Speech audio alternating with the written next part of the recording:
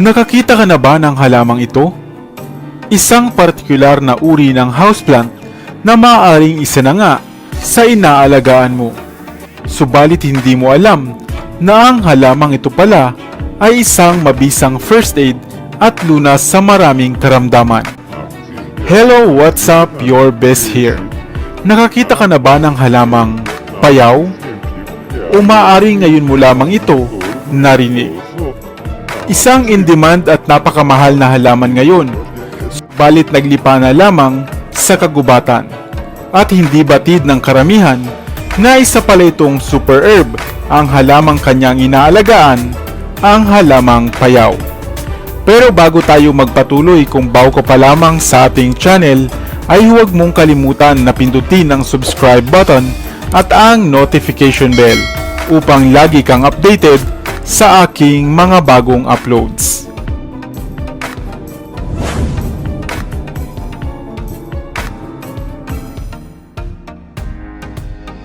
Ano nga ba ang payaw? Ang payaw ay isang klase ng halaman na kahanay o kapamilya ng mga alocasia o gabi-gabi at ng philodendron. Kadalasang tumutubo ang payaw sa mga gilid ng ilog o sa mga malalamig na kabundukan dito sa Asia, sa Pacific region at sa Latin America. Bukod tanging makikilala mo ang halamang payaw dahil sa taglay nitong matapang na maanghang na amoy kung sakaling putulin o punitin mo ang dahon nito.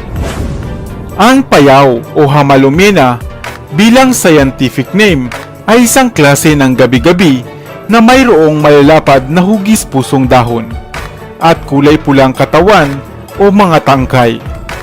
Namumulaklak rin ito na animoy gabi at ayon sa Malayan translation ay isa itong halamang flat moon dahil sa mga magaganda nitong makakapal na hugis pusong dahon.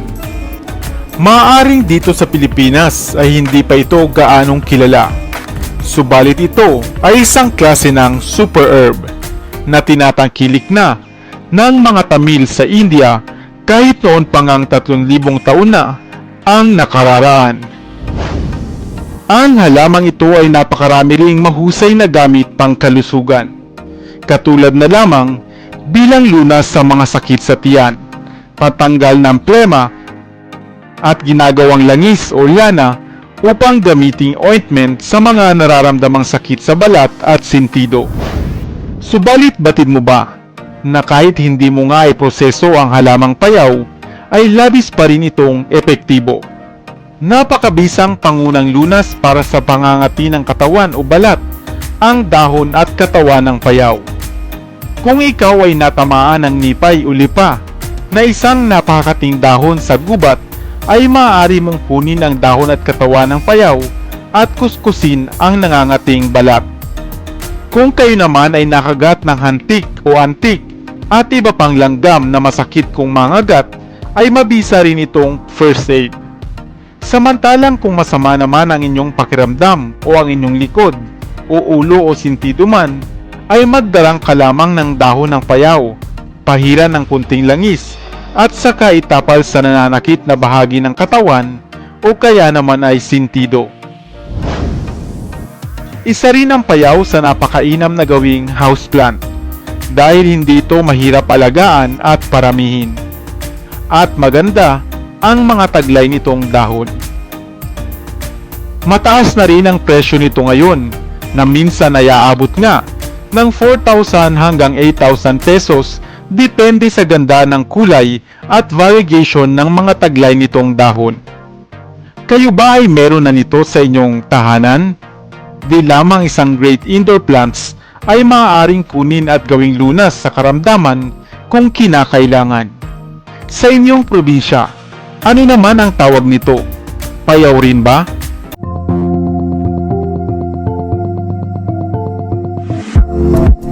Kailan ka nga ba huling nakatikim ng singkamas? Naaalala mo pa ba? Hello, what's up? Your best here.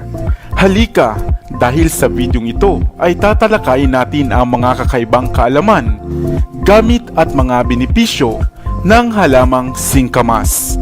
sapagkat baka hindi mo pa alam na ito na pala ang lunas sa iyong mga karamdaman. Alam mo ba sa Ingles ang singkamas? Maaaring sasabihin mo na ito ay turnips. Subalit batid mo ba na ang totoong English nito ay jicama, Spanish jicama o Chinese potato. Ngunit madalas lamang na tinatawag na Mexican turnips. Ang singkamas ay nagmula nga sa mga bansang Mexico at Central America at dinala at pinakilala dito sa atin sa Pilipinas ng mga mananakop na Espanyol. Tumataas ng hanggang 4 o 5 metro ang mga singkamas, depende sa ginagapangan nitong puno. Ito ay isang uri ng gumagapang na baging at nagkakaroon ng masarap na laman, buhat sa mga ugat nito. Maaaring maglaman ng hanggang sa 51 pounds ang mga singkamas. At batid mo ba na dito pala sa atin sa Pilipinas natagpuan ang pinakamalaking singkamas noong 2010 na tumimba nga ng humigit sa 23 kilos. Ang laman ng singkamas ang siyang mahalaga sa halamang ito dahil ang mga buto ng mga bunga nito ay minsay nakalalason pa nga.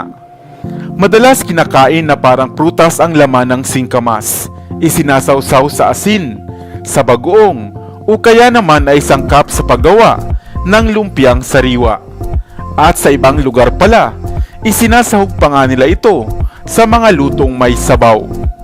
Subalit hindi batid ng karamihan na napakaraming sustansyang dala ng pagkain natin ng singkamas.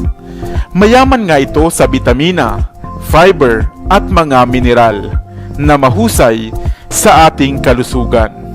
Dahil sa matubig o makatas nga ang singkamas, ito nga ay mayroong mababang calorie content na mainam nga sa mga nagpapapayat o mga nagda-diet. Mayaman din sa mga antioxidants ang singkamas na mainam na makatutulong sa pag-regenerate ng ating mga nasirang cells at mainam din ang pagkonsumo ng singkamas upang malabanan naman ang oxidative stress. Ang singkamas din ay mayaman sa fiber, potassium, iron at copper na mainam sa kalusugan ng ating puso. Nagpapababa din ng cholesterol level at upang umayos ang daloy ng ating mga dugo. Kaya naman mainam nga ang pagkain ng singkamas, subalit huwag naman sobra-sobra. Ikaw, nasubukan mo na rin bang mag-harvest ng singkamas, lalo na nga kung ikaw ay naninirahan sa probinsya? Sana ay may bago kang natutunan sa videong ito. Dito na sa Best TV, tayo ay matuto, utak mapuno ng bagong kaalaman. Dito na sa Best TV, tayo ay lumibot, lihim na mundo ay ating matuklasan. Dito yan sa Best TV, dito yan sa Best TV, dito yan sa Best TV. Sapagkat lamang ang lagi may alam, dito yan sa Best TV. Tara bes, sabay-sabay tayo na matuto, pagkat dito sa mundo lamang ang siyang marunong. Ating utak salina ng panibagong dunong, mga bagay na sa buhay ay